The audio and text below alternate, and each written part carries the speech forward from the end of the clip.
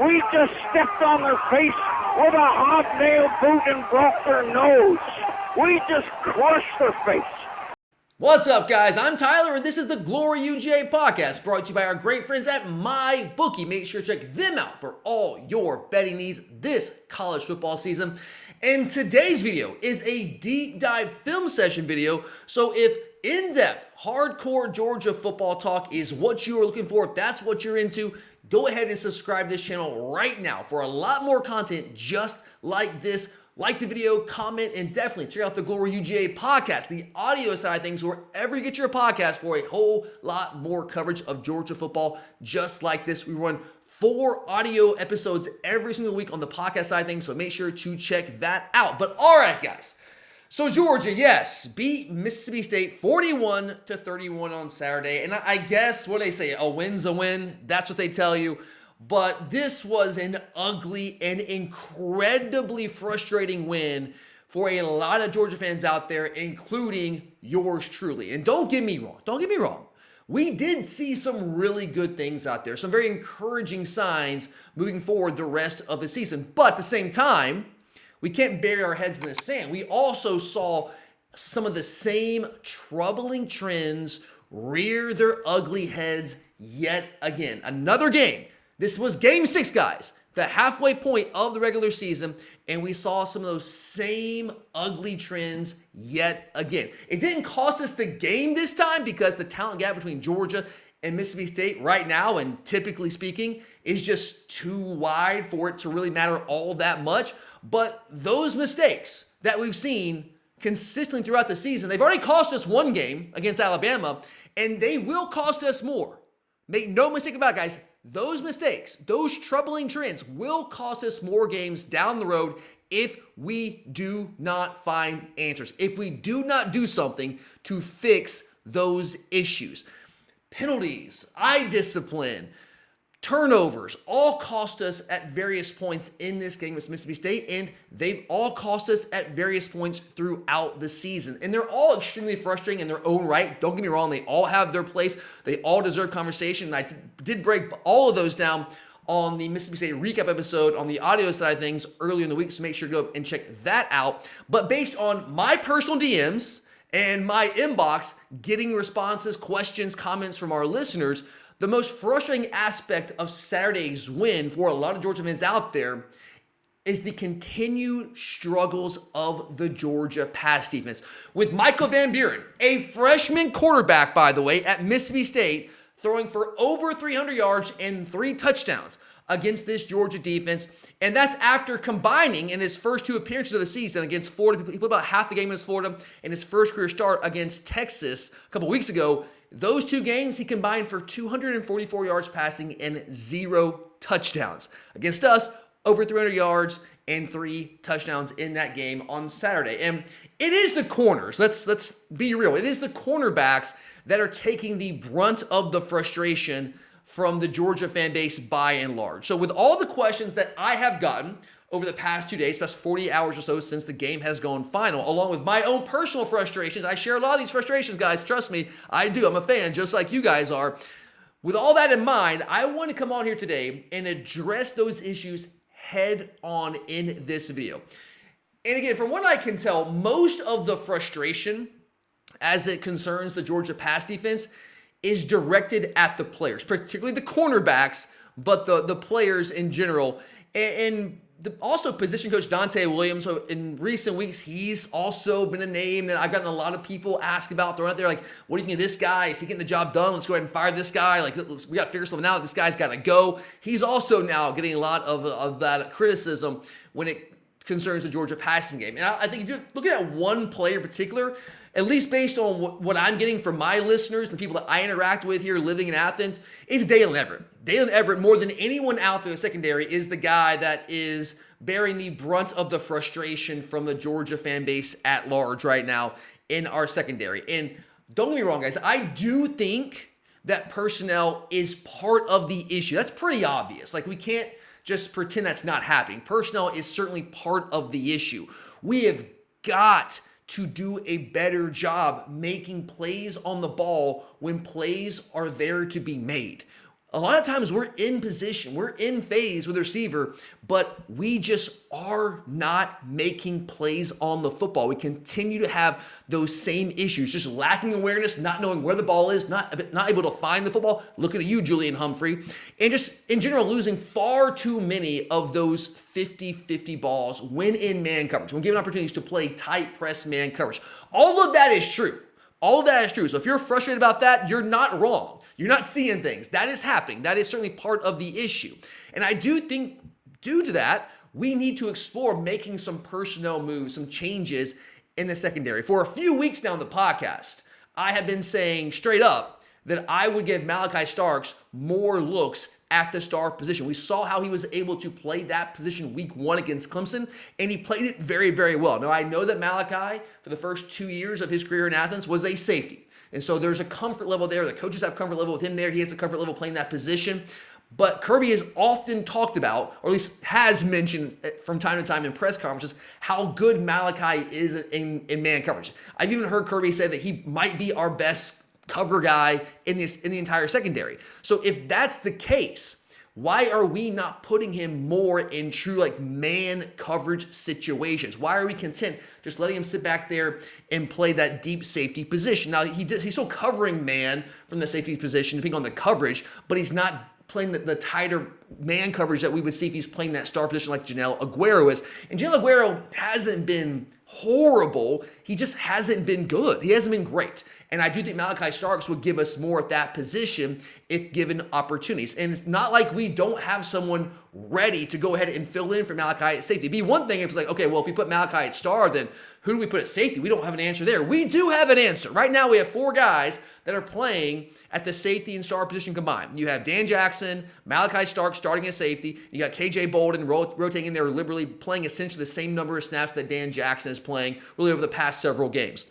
And then you have Janelle Aguero at star. So 4 guys, only 3 guys really on the field on any given snap if it's not a third down dime package situation. So if only 3 of those 4 guys are on the field in standard downs, why is one of those players on the field either Dan Jackson or KJ Bolden, when both those guys, in my humble opinion, are playing at a higher level than Janelle Aguero right now? So for me, it just makes sense. If one of those guys has to be the odd man out on any given snap in standard down situations, why is it not Janelle Aguero right now? So I would explore giving Malachi Starks more opportunities at the star position and having KJ and Dan back there as that tandem at the safety position. But beyond that, another guy I think we've got to get more looks. And we started to see this at the end of the game, with the last drive against Mississippi State. And according to Kirby Smart, the plan was to get him in the game earlier. I still would ask, why did we not get him in the game earlier? He said if the opportunity presented itself, it didn't present itself. Well, are we sure the opportunity did not present itself? But Ellis Robinson, true freshman phenom, number 2 player overall in the 2024 recruiting class.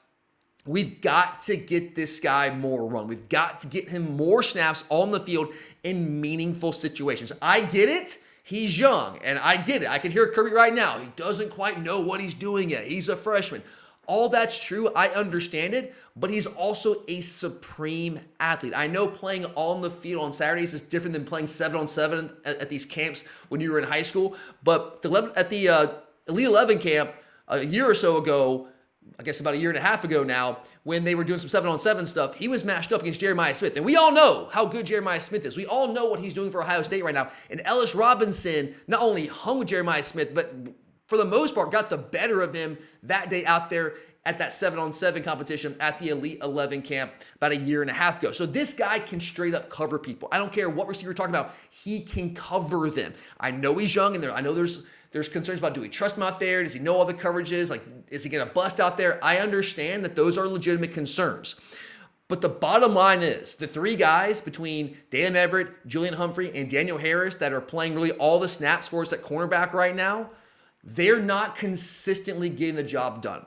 They're not playing at a high enough level to warrant them staying on the field over Ellis Robinson and not giving him an opportunity to at least see what the guy can do. And maybe Ellis Robinson's not ready. Maybe he's not. But we don't know that right now. What we do know is that the guys that are playing right now, Humphrey, Everett, and to a lesser degree, Daniel Harris, because he's not playing as much, those guys, again, are not consistently getting the job done. The possibility remains that maybe, if given more opportunities, Ellis Robinson can be part of the solution, can give us more out there at the cornerback's position. So I do think that personnel in their performance on the field is part of the issue. It is. It's certainly part of the issue. And I do think exploring some changes in the personnel in the back end is part of the solution here for the issues that we're seeing from the Georgia secondary over the past several weeks. But saying that, exclusively laying blame for the issues that we're having in the secondary right now at the feet of the players, I do think that is misguided. They are part of the issue, but they are only half of the issue. There's more going on than just them not making plays on the ball. The other issue, and personally, this is just me, and you guys can disagree with me. I know a lot of you probably will, and that's fine. But I'm going to try to lay it out here with facts when we get to the film here in just a minute. The other issue, and I think the bigger issue for me right now, are the defensive coverages and the scheme that we are employing this season. It's very different than what we've seen from Kirby Smart defenses at Georgia, even go back when he was at Alabama. A lot of the time, here's what's happening, guys.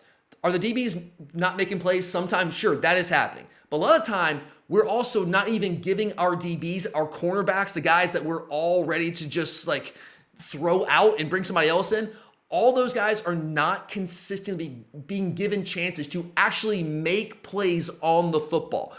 We're playing way too much of this soft off coverage bail technique stuff. We're putting far too much of a reliance in those coverages this year, far more than we ever really have under Kirby Smart here at Georgia.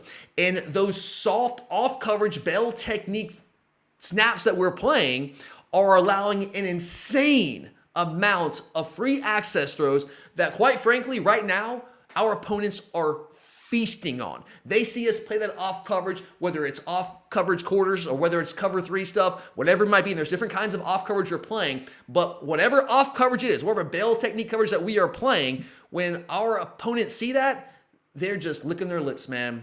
Their eyes light up and they are lighting us up in return. And I know a lot of people, when you see a ball get completed out there, you just see another ball completed on Julian Humphrey or Dalen Everett, and you throw up your hands and you say, man, you suck. Get this guy off the field. And I understand the inclination, guys, because sometimes when I'm watching it in the moment, I'm emotional just like you guys are. I have those same feelings, those same reactions. But when you really dive into it, as we're going to do here in just a moment, what you see is that there's a lot more to it than just that, than just saying, oh, you suck. You can't cover anybody. Sometimes that's the case, but it's not always the case. I truly do not think our defensive coaches are putting our DBs, our cornerbacks in particular, in position to actually be able to make plays on the football consistently enough. So, as promised, let's go to the tape so I can show you exactly what I'm talking about. And guys, I got a ton of tape for you here, a bunch of cut-ups. I got some cut-ups from Mississippi State, from Alabama, which they were feasting on this off coverage in the first half of that game. I talked about on the podcast in the aftermath of that game. Auburn, even last week, was really hitting some plays in the first half, and we were giving them those looks in the second half as well. So 4th down, I'll show you guys in a minute here. So I have a lot of different clips from several different games to illustrate that this is not just a Mississippi State thing. This is a continuing theme that we have really seen all season long. So with that, let's go to the tape. All right, guys, we're going to start with Mississippi State because obviously this was a game that we played most recently, just about 48 hours ago. And I got 3 clips here from the Mississippi State game. We're going to start in the second half because this game wasn't really a game in the first half. Their offense was doing nothing in the first half. They did put up 1 touchdown drive. They did complete a couple of long balls on the wheel routes, which were wrinkles they put in their offense. I had not seen that on tape from them coming to this game. They put it in during the bye week, and it was really well schemed. You have the receiver coming in motion at the snap. He's got a kind of running start, and we're playing a bell technique, and he just, with that running start, and we're backpedaling, he runs right by, and they did it 2 times in the same drive and scored a touchdown. But outside that, they got a tip ball interception on our first drive, and they converted that into 3 points, but couldn't move the football. In the second half, though, things started to change. They found a rhythm offensively, started to throw the football, and it's really kind of started to light us up in the pass game. So this first snap here, this is quarters coverage. I know it's quarters coverage because we got 2 high safety shell, and it's the middle field open. So quarters coverage is the middle field open coverage. And this ball is going to be completed on KJ Bolton, who is right here. Now, this is not on KJ. I'm not here to rip KJ on this. KJ is doing everything he can do given what he's asked to play here from a coverage standpoint. But look where he is aligned compared to the receiver. His number 2 receiver vertical, if it's quarters coverage, I do believe that it is. He's on the 20. KJ staying on the 30. So that's 10 yards of cushion before the ball is even snapped. And KJ then at the snap of the ball is going to backpedal even more. And this is going to be an easy free access 12, 13-yard completion. And this is not on our secondary. This is on coaching. This is on the scheme that we're asking them to play. Now, maybe you're sitting here saying, okay, well, we're up 17. We don't want to give a big explosive play here, so we're gonna play a little softer on them, and we're not gonna allow them to hit us over the top. Maybe that's the calculus. That's probably the calculus. It probably is the thought process behind this with Glenn Schumann and Kirby Smart. But the end result's the same, whether it's a big play over the top or we just allow them to take these free access throws all the way down the field. The end result is gonna be a touchdown, which is exactly what happens here.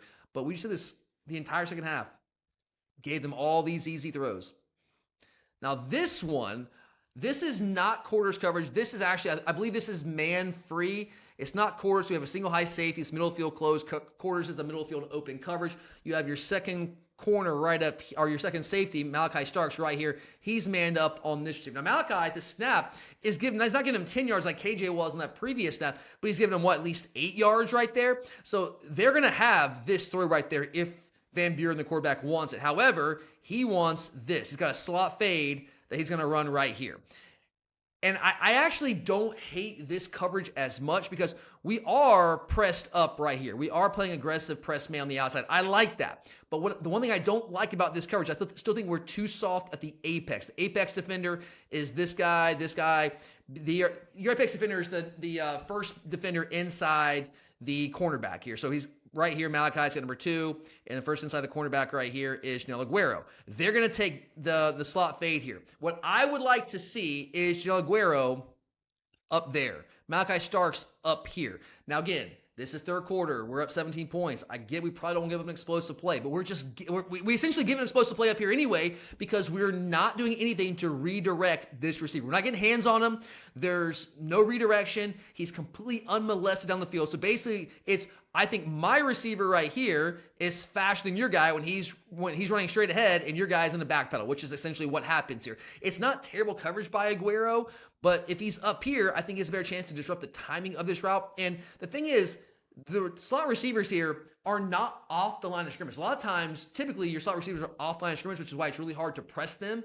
But that's not the case. It's kind of inverted here. Their number 2 receivers on both sides of the ball here are all line of scrimmage. So you could easily, Starks and Aguero, get up closer to them, reduce that space, press them, get hands on them, redirect the route, and disrupt the timing. But we do not do that there. We allow them to release unmolested, and the end result is a big explosive play for Mississippi State.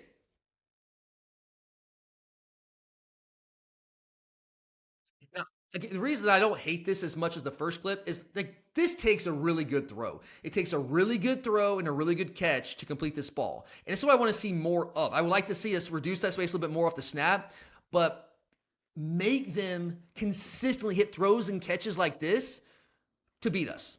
If you can do it once or twice, great. But can you do it enough to actually beat us? And we're not really challenging teams right now. All right, this one, now this is in the fourth quarter. Dan Jackson, that looks like quarters coverage to me here. And again, this is not on Dan. Look where Dan is playing pre-snap. This looks like quarters to me here. Could be man-free, possibly, but it looks like quarters. He's got this guy vertical in quarters coverage. But he's playing, 9 yards off at the snap? On 2nd and 10, he's going to bail even more at the snap. And this is just another free access throw. I'm going to give Dan credit here for driving on the ball really well. Our safeties do a better job of driving the ball than our corners. They play this coverage better than our corners do. But still, that's just an easy throw, man. It's easy pitch and catch. There's really nothing Dan can do there based on the coverage he's being asked to play unless we get after the quarterback, like pressure him. And, we don't really do a good job of that. So the quarterback sitting back there in a nice clean pocket, easy release, pitch and catch. All right, so let's go back to the Alabama game. I hate to do this to you guys. I know some of you are still suffering from PTSD. Yours truly still kind of feeling that, and it's tough for me to go back and watch this. But this Bama game, the reason I'm going back to it is this is the first game this season where it really hit me like, my God, we are playing way too soft out there. We're giving them way too many free access throws. I saw it in the first half against Alabama, and they took advantage of it time and time and time again. Saw it to a lesser degree against Auburn, but it reared its ugly head again in the second half against Mississippi State. So on this first play against Alabama, this is quarters coverage. You got 2 high safety shell here, middle of the field open, and it looks like we're pressed up on the outside, like we're showing that, but we're really going to bail at the snap here, especially Dan Everett here at the top of the screen to the boundary.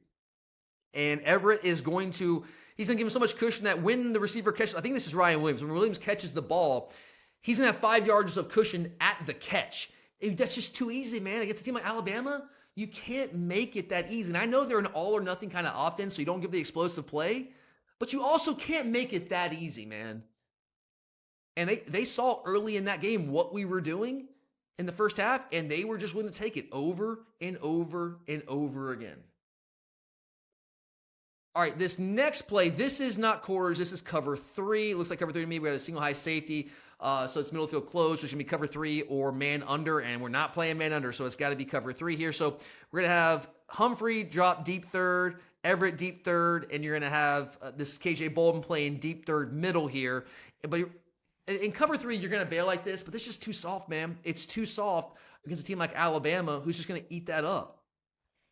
And you allow them, like you saw with Ryan Williams in that first play, and here's Kendrick Law. When you give them that much space, and you have these guys that are electric with the ball in their hands after the catch, you allow them to go to work. Not only is it an easy completion, but now there's no one around them, and they're picking up 10, 15 yards after the catch. It's too easy, man. Make it too easy on teams.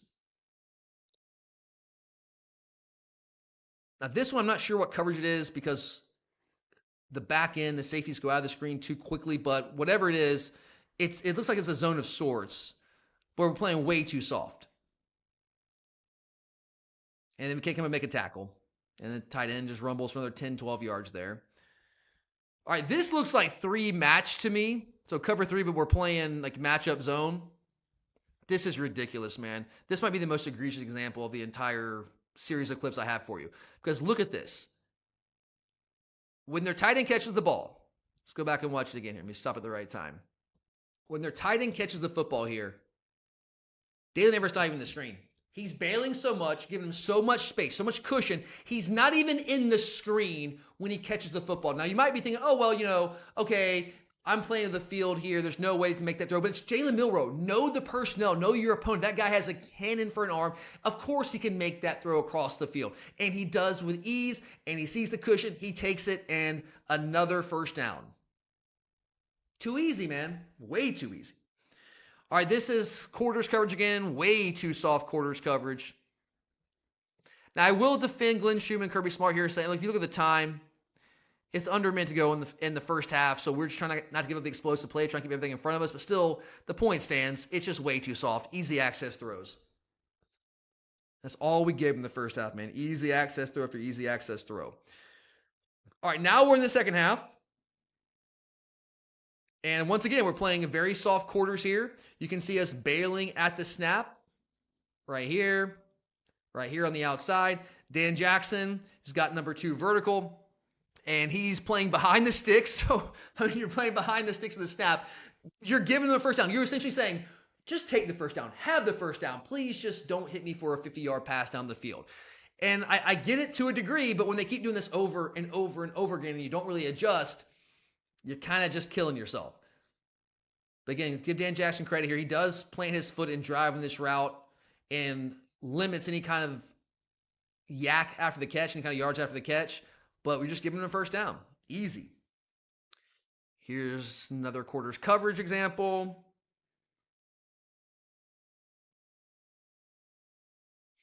And that's just a great play, lucky play, a little bit of both. But you can see on the outside again here, we're playing way too soft. You're giving him 9 yards cushion. And here's the thing, Malachi is a great athlete. Malachi is an awesome athlete. He's incredibly fast, but Ryan Williams is an awesome athlete too. And when Ryan Williams is running straight ahead, unmolested, and Malachi starts out in a back pedal, you're not going to win that. Ryan Williams is going to win this route 10 times out of 10 unless we're able to pressure the quarterback, which we just aren't doing consistently enough right now. So yeah, great catch, lucky catch, whatever, but we also made it a little too easy. And give Malachi Starks credit for even having a chance to get back in that play. That shows you how good of an athlete he is to almost be able to tip that football. Just could not quite get that done. Now this one I freaking hate. So we have now cut the game to a 5-point lead. 5 minutes ago in the second half, in the fourth quarter, and this is right after they had that kind of snafu on the kick return. We have them deep in their own territory. If we can get off the field on a 3 and out here, we get the ball back with plenty of time, probably maybe in Alabama territory, certainly great field position. But here we are in a critical juncture of this game, a critical moment, playing a very soft quarters coverage yet again. You can see Malachi Starks Again, this is not on Malachi. This is what he's being asked to play. We are playing behind the sticks. It is 2nd and 6. He's aligning behind the sticks pre-snap, and then he's going to backpedal at the snap. So we are gifting them a first down here at a critical moment. This is the kind of situation where it's 2nd and 6, get up in his freaking face. He's on line of scrimmage. You can get hands on him, get physical with him, and force them to make a really tough throw and catch. Don't give them the easy free access, which is what we do. They move the chains, take time off the clock, and it really hurts us from a field position standpoint. Too easy, man. It's way too easy. Now, Auburn, this wasn't as egregious of a game, and we did a better job of it in this game, but still there are plenty of examples where we're playing this off coverage, soft coverage, and this is 2nd and 17, guys. So Dalen Everett right here, manned up on their best receiver, Keandre Lambert-Smith. At least it looks like he's manned up this snap. You can see he already opening his up. He's starting to bail here pre-snap. And this is, I mean, you're going to give him so much cushion that they're going to complete a 2nd and 17 unmolested. Like no one is even bothering to contest a catch because they're not being asked to contest this catch. Now, I will say from a personnel standpoint, Dalen Everett does not play this bail technique very well. Julian Humphrey does not either. They don't play it well. They don't drive on the ball very well. And you can say that's on them, and that is, to a degree, on them. But also, from a coaching standpoint, if you know it is clear right here, if I can see it, they can see, our coaches can see it, it's clear that our corners do not play this bail technique very effectively. So why do we continue to run it when they can't run it the way that it needs to be run, if that is indeed the issue? So beyond just calling it in these situations, playing way too soft, way too passively on the outside, we're asking guys who don't play it very well in the first place, who don't drive on the ball very well to dislodge the ball from the receiver when they get their hands on it. We're asking them to play this far too often. And here's another example. Same game. This is later in the game. This is fourth quarter. We're up by 18. They're trying to mount a comeback here. We're bringing a little pressure, bringing Dan Jackson here, but we're playing. It's 4th and 8. Okay, it's 4th and 8, and watch where we are playing. So it's 4th and 8, and we're essentially giving him like 7 yards of cushion at the snap. This is easy pitch and catch for a first down. In fact, by the time the ball is snapped, we are playing at the sticks. We're playing at the sticks on 4th and 8. So if you don't get the quarterback, which we do not here, if they're able to get the ball off, this is a first down because we're not putting our cornerback in a position to contest the throw. Now, you can blame Dalen Everett all you want. You can scream bloody murder at him. He hasn't been great. I'm not here to defend him and say that he is completely without responsibility here, but this is on the coaches. You're asking the defender to play at the freaking sticks on 4th and 8, and he's backpedaling at the snap. This is a free access throw, and they're going to hit this probably 9 times out of 10, and they do right there.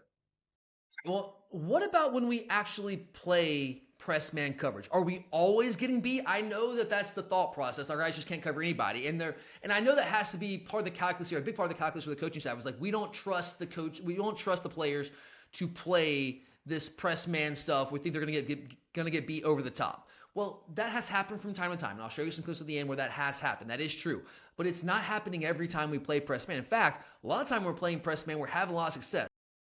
All right, now let's go back to the Mississippi State game from a couple days ago. While we did play way too much of this soft off coverage, this bail technique stuff, that wasn't what we did every single snap. Actually, when we played the press man stuff and got in their face and played tighter coverage, we had a lot of success, especially in the first half. Now, in the second half, they did hit a touchdown pass. We'll get to that a little bit later on. But I know there's this idea that our DBs just can't cover anybody. Whether we're bailing the snap, whether we're press man, we can't cover anybody. We can't find the ball. That's not always the case. That has happened some. It has happened some, obviously. I'll show you some of those clips a little bit later on. And I know our coaching staff is probably thinking that. That's why we're playing a lot of this off coverage, because we don't trust our corners, our DBs, to consistently hold up in this press man coverage. But we are actually winning a lot of these snaps. And here's an example right here against Mississippi State in the first half of this game. You're going to see at the snap that they are going to be manned up, press man on the outside. And look at Julian Humphrey actually winning a route. Look at this. He doesn't win a lot of them down the field, but he actually plays this one well. So it is possible that we're winning these. And here's what I would say. Even though we do get beat sometimes this press man, especially when they go down the field, at least you're forcing them to put the ball on the money and throw a dime and make a really good contested catch. When you're given the free access throws, like I've shown you the first half of these clips, you're not forced them to do anything. It's just pitch and catch. Now, here's another clip. Now, this is in the second half. Malachi Starks comes up. This is man free. So Malachi rolls up with the motion. He's man free. You got Dan Jackson playing the deep middle right there. Malachi getting his face, and boom, dislodges the ball. Playing tight coverage there. Let's go back to Alabama. You can see Humphrey at the top. To the field. He's pressed up. Nobody is open. Milrose got to tuck the ball and just scramble. It runs right into the waiting arms of Nazir Stackhouse. Why? Because there's no free access to for him to just sit there in the pocket and take. We're actually tightening up coverage. We're playing in guys' faces. And there's nowhere for him to go with the football. So he's got to take off and run. You'll see from the end zone angle here in just a second.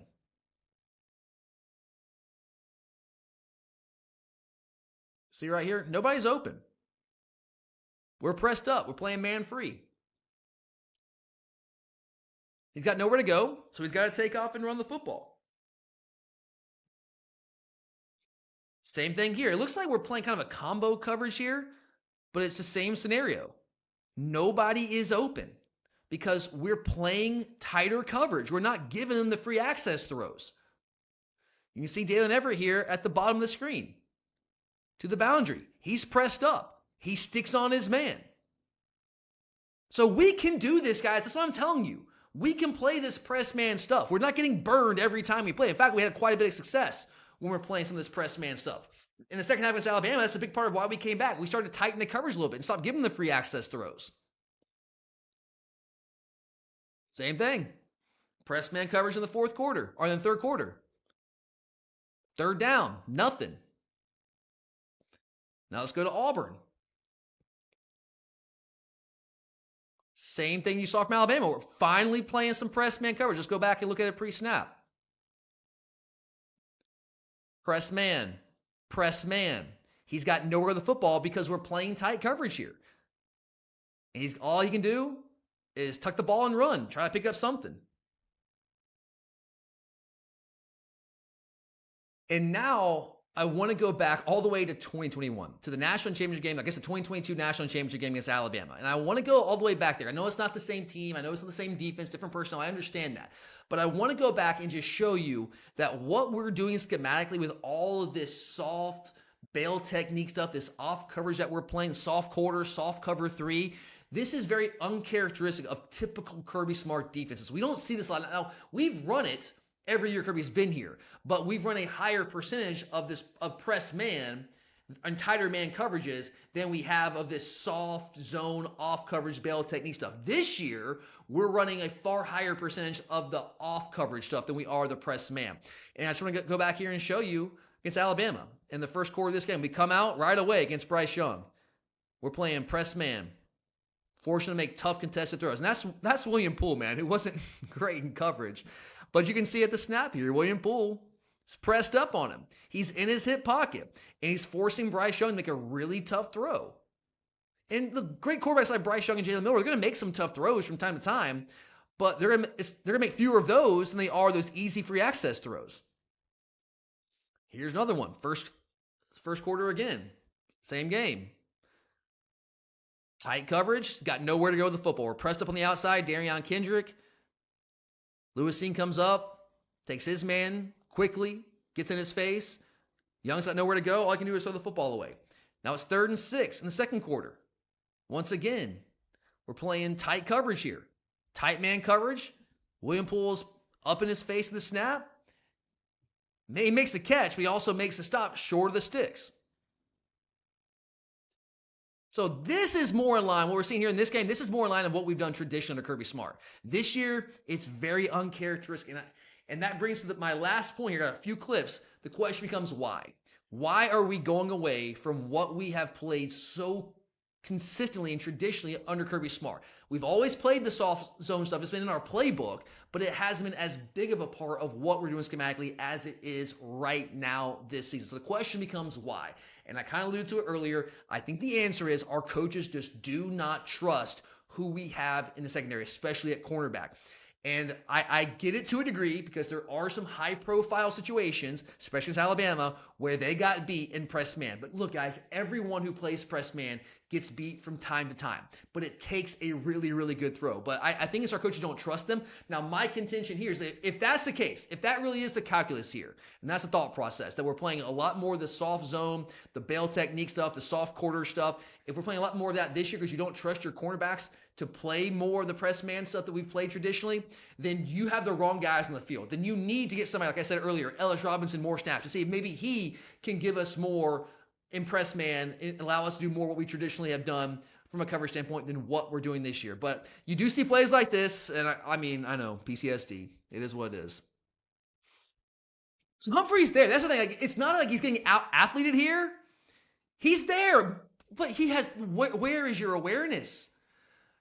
Find the ball, make a play on the ball. So this is where the personnel becomes part of the issue, right? So it's not all scheme, it's not all personnel, it's a little bit of both. But I think this is why the coaching staff is hesitant to play as much press man as we have in the past. And here's in the first half, Julian Humphrey again. Again, you can see he's kind of there in phase, just make a play on the ball. And then, hey, look, he's there. Turn around, find the ball. Find the ball. And then finally here, we got the final touchdown catch on Saturday that Mississippi State had. And this entire drive, all the way down here, we had played the soft bail technique, quarters coverage stuff. And finally, we get down here, and we're like, all right, screw it. We're just going to play some press man stuff. We got tired of it. And I like this. This is what we should be playing more of. But this is what we're scared of. Julian Humphrey. Once again, and you see the theme here, it's Julian Humphrey. I know it's frustrated with Dalen Everett, and I hear he's the guy everyone's on more than anybody. To me, it's Humphrey. Humphrey's the one that's getting beat down the field far more than ever. I know Everett's getting beat with the ball in front of him, but again, I think that's more scheme when he's getting beat playing the off coverage. He doesn't play it well, but it's largely scheme related. The guy that's getting beat down the field on man coverage is Julian Humphrey. Like, he's been on the double move here and just falls down. So that is why I think if you're asking why are we playing some of this soft stuff as more than we have, I think this is your answer. So there it is for you guys. There it is. That's what, 20, 25 clips right there to show you exactly what I am talking about. And again, I am not entirely absolving our DBs and our cornerbacks in particular from responsibility or blame when it comes to the issues that we are having with our pass defense right now. They are certainly part of the issue. They have been beaten. They have. I mean, we can't deny it, guys. It's there to see. It's plain to the eye. They have been beaten in some very high-profile situations when asked to play press man coverage. That has happened. But, as you saw in some of those clips, they've also won a lot of those opportunities too. And when we are playing this soft off coverage, this bail technique, we basically are not winning any of those routes, guys. We're not winning any of those snaps because we are not putting our players anywhere near a position to even contest the throw. These are just easy, free access throws. These are gimme yards, and our opponents are taking them. It's one thing if you want to play the off coverage, the bail technique stuff. It's one thing if you're actually getting to the quarterback with your pass rush, but that's not happening.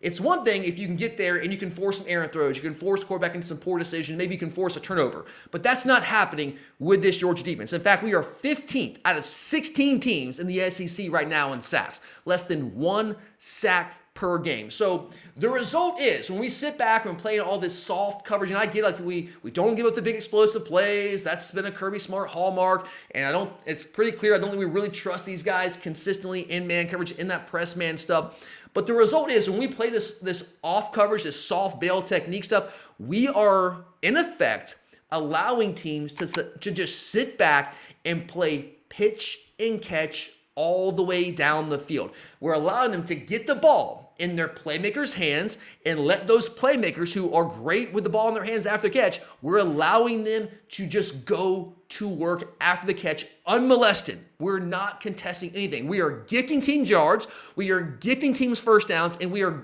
ultimately gifting teams touchdowns. And that has to change. If we want to win the games that we have to win to get where we want to go, that has to change. And I strongly believe this, guys, and you might disagree, and that's perfectly fine.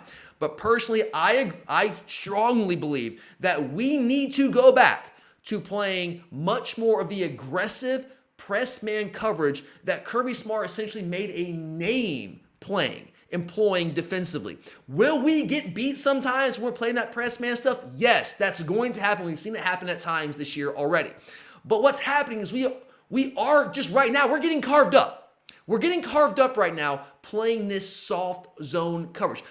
In the second half of that game against Mississippi State, guys, Michael Van Buren, who is not really that good. He's not that good. We made him look like a Heisman Trophy caliber quarterback in the second half of that game because we were just giving him free access throw after free access throw after free access throw. And even though he's not great, he is an SEC quarterback. He is at least capable of playing pitch and catch, which is really all we're requiring quarterbacks to do against us right now. If you can play pitch and catch, you can complete passes on Georgia because we're not even contesting things. So if we're going to get beat and we're going to get carved up playing the soft zone stuff. And by the way, as you saw, we are also going to be over the top when we play this soft bell technique stuff because we're kind of opening our hips and then we're giving them the free release, unmolested, not getting hands on them, and they're just running right by us. So it's essentially like, okay, is the receiver just a slight bit faster than the DB? If that's the case, then they're going to run right by you. We've seen that time and time again. So if we are going to get beat for big plays either way, which is happening, at least play coverages that require a quarterback to fit the ball into a tight window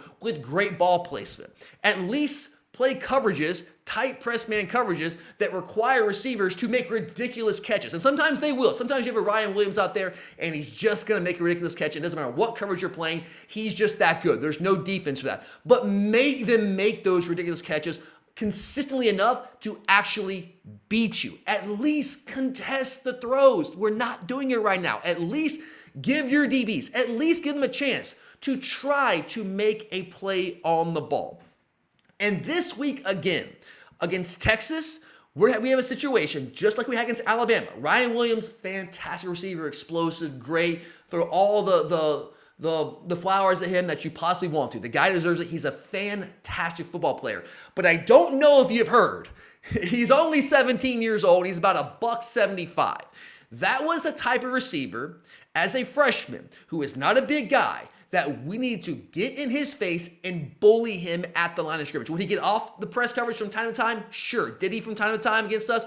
Yeah, obviously in that last play or that go-ahead touchdown, he beat tight man coverage there.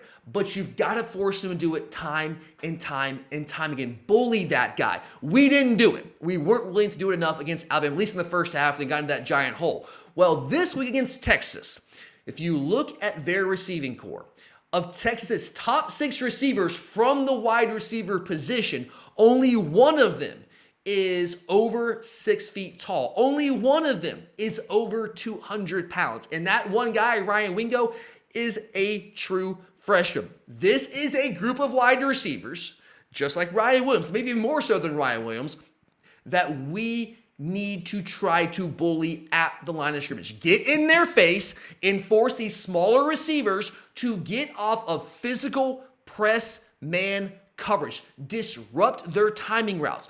And with the lack of size that these guys have, I know if you're Glenn Schumann, you're Kirby Smart, and you don't have a lot of faith in your cornerbacks, your DBs to go out there and win these 50-50 contested ball situations, if you've lost faith in that, well, when you're playing a Texas team that has 5 of their top 6 wide receivers, 6 foot or less, and under 200 pounds, they are not the type of receiving core that's going to go up and win a ton of 50-50 contested catch type balls. That's not what these guys do. Ryan Wingo, yes. The other guys, Isaiah Bond, Golden, Bolden, that's not what those guys really do. So I think you can feel more comfortable playing that press man coverage and not worrying as much about, are we going to get murdered in the 50-50 contested ball situations?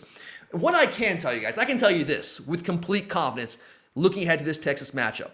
If we just sit back in this soft, off coverage, bail technique junk all day again on Saturday against Texas, against a veteran quarterback in Quinn Ewers who knows where to go with the football and who will just take those yards when you give him the free access throws, and a bunch of wide receivers that are dynamic with the ball in their hands after the catch, They will dice up our secondary and drop 40-plus points on Saturday if we just give them those free access throws like we have week after week after week. If we do not go back to the lab, go back to the drawing board, and actually change things up. We have no chance if we just sit there and do what we did against Alabama in the first half in that game, against Mississippi State in large portions of the second half in that game on Saturday. So personally, I think we need to get in the receiver's face on Saturday against Texas, force Quinn Ewers to make throws into tight windows, and he's a really good quarterback. He'll probably make some of those throws, but we've got to make it hard on them. Don't make it easy on them. Make them earn it. Force their wide receivers to make those tough contested catches. Personally, if you're asking like what coverage would I employ the most, you can't just sit back in one coverage all day long because you become too predictable. But the coverage I would like to see us use more in this game is two-man. Keep that too high safety shell to allow you to play some bracket coverages at times over the top. Now, that's easier said than done. To be able to do that, to play that too high shell like that, like we want to, we're going to have to be able to stop the Texas run game with even numbers in the box. But Texas hasn't been a dynamic running offense to this point in the season. I think we have to force Texas to prove that they can run the football consistently against a legit front six. The only legit front six they played to this point all season was Michigan in week 2, and they ran the ball fine-ish, okay, but they didn't really run the ball that well. And I know that we're still banged up to a degree on the defensive line right now, and we don't have Smile Monday in this game, so we're not at full strength in our front six.